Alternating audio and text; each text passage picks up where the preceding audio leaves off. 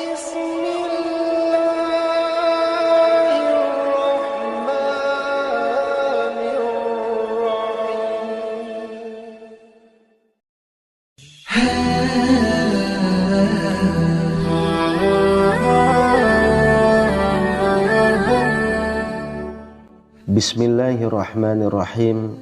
Assalamualaikum warahmatullahi wabarakatuh. Syukur alhamdulillah kita bisa berjumpa lagi di channel ini. Sholawat dan salam selalu dan tetap tercurahkan kepada junjungan kita Nabi besar Muhammad sallallahu alaihi wasallam. Allahumma sholli ala sayyidina Muhammad wa ala ali sayyidina Muhammad.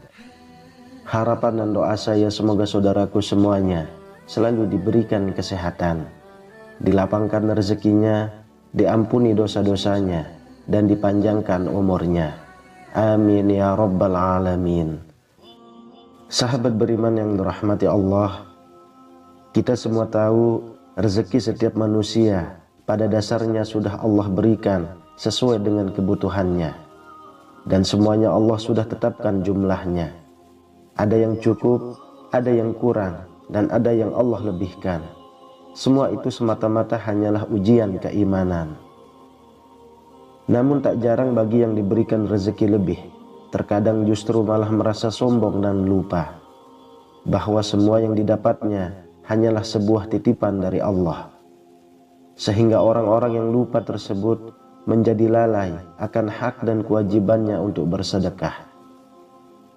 Padahal Allah sudah banyak berfirman dalam ayat-ayatnya untuk selalu bersedekah sebagai rasa syukur atas apa yang diberikan Allah kepadanya.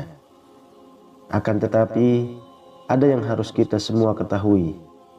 Meskipun banyak yang mau bersedekah, namun tidak mendapatkan pahala dari sedekah itu sendiri, karena kesalahan atau ketidaktahuan tentang fadilah dari bersedekah. Lalu apa saja kesalahan yang sering dikerjakan dalam bersedekah tapi jarang kita sadari? Yang pertama adalah mencari pujian dari orang lain. Hal ini mungkin masih banyak ditemukan pada masyarakat kita, yakni bersedekah tapi dengan niat pamrih kepada orang lain. Misalnya adalah supaya mendapat pujian, supaya kita terlihat baik dan lain sebagainya. Apabila niat kita bersedekah hanya untuk mencari pujian orang lain, maka kita tidak akan mendapatkan pahala dari sedekah itu. Rasulullah Shallallahu Alaihi Wasallam pernah bersabda, berikutnya yang diadili adalah orang yang diberi kelapangan rezeki dan berbagai macam harta benda, diperlihatkan kepadanya kenikmatan-kenikmatan yang telah diterimanya. Ia pun mengakuinya. Allah bertanya, apa yang engkau telah lakukan dengan nikmat-nikmat itu? Dia menjawab, aku tidak pernah meninggalkan sedekah dan infak pada jalan yang engkau cintai.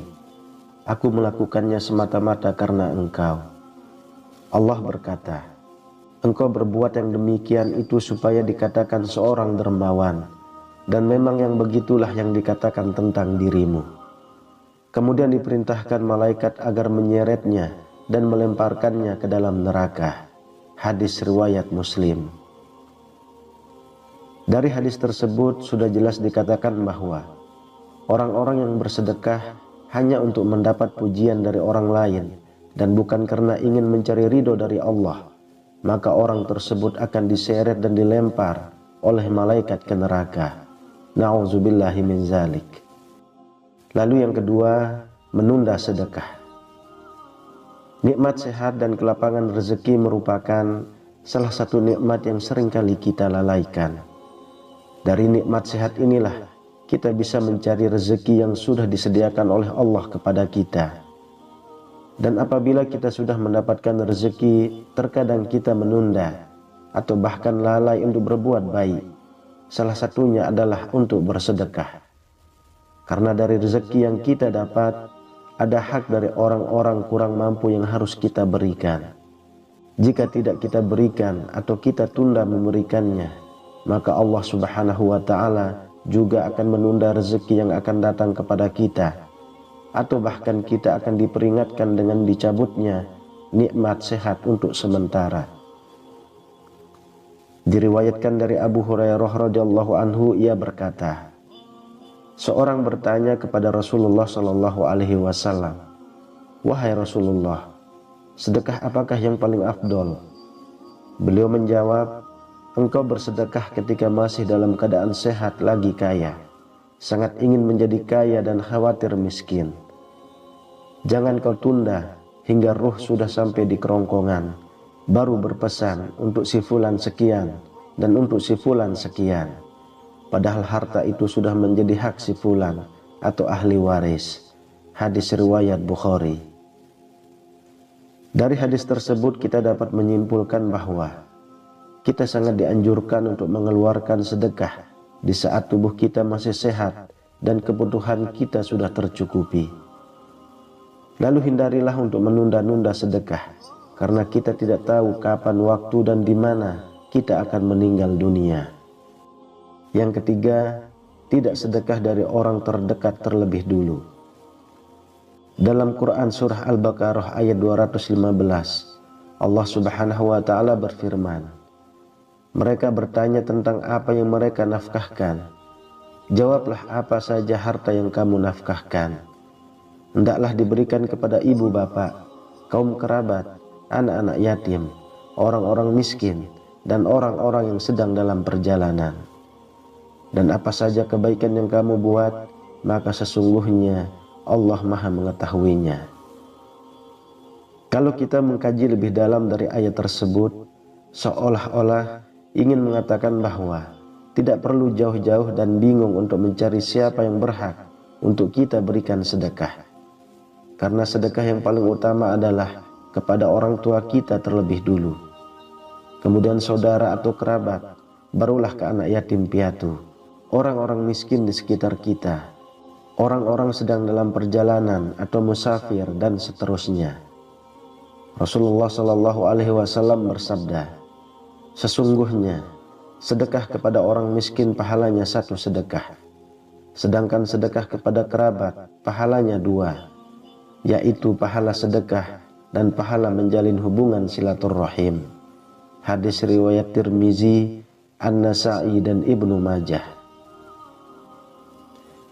Dari hadis tersebut kita bisa menyimpulkan bahwa sedekah kepada orang tua atau kerabat insya Allah memberikan kita pahala berlipat, yakni pahala bersedekah dan pahala silaturrahim.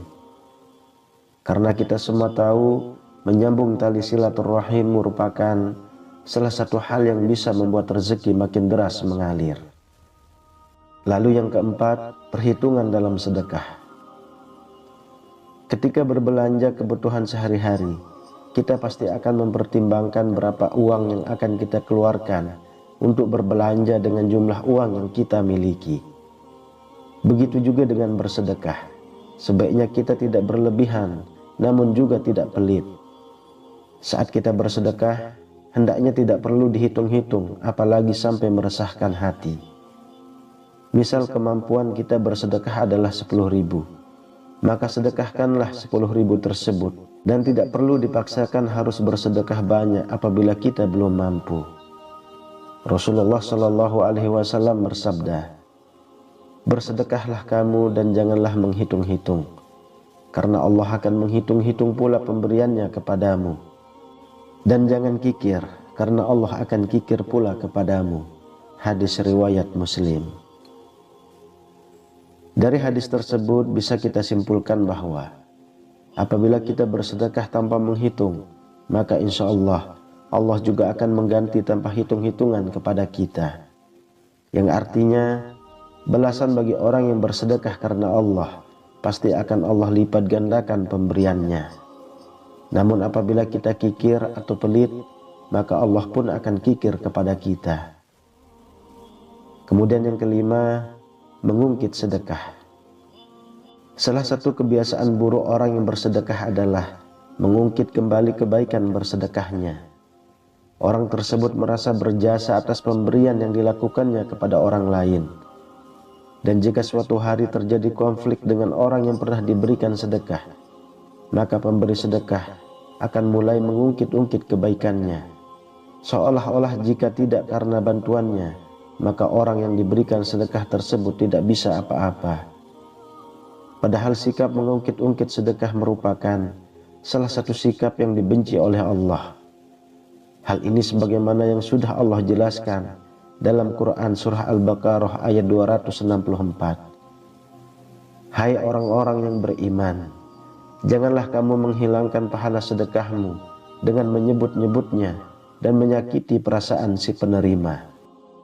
Dari ayat tersebut sudah jelas dikatakan bahwa kita sangat tidak dianjurkan untuk mengungkit-ungkit sedekah yang sudah kita berikan kepada orang lain. Karena dengan mengungkit-ungkit sedekah yang pernah diberikan akan membuat si penerima menjadi sakit hatinya. Kemudian yang terjadi adalah putusnya tali silaturahim antar sesama muslim. Padahal kita semua tahu siapapun yang memutus tali silaturahim kepada sesama muslim, maka Allah Subhanahu wa ta'ala juga akan mempersulitnya dalam mendapatkan rezeki. Oleh sebab itu, ada baiknya sikap mengungkit-ungkit sedekah ini dihindari. Karena jika berlanjut, maka kita tidak akan mendapatkan pahala dari sedekah itu sendiri.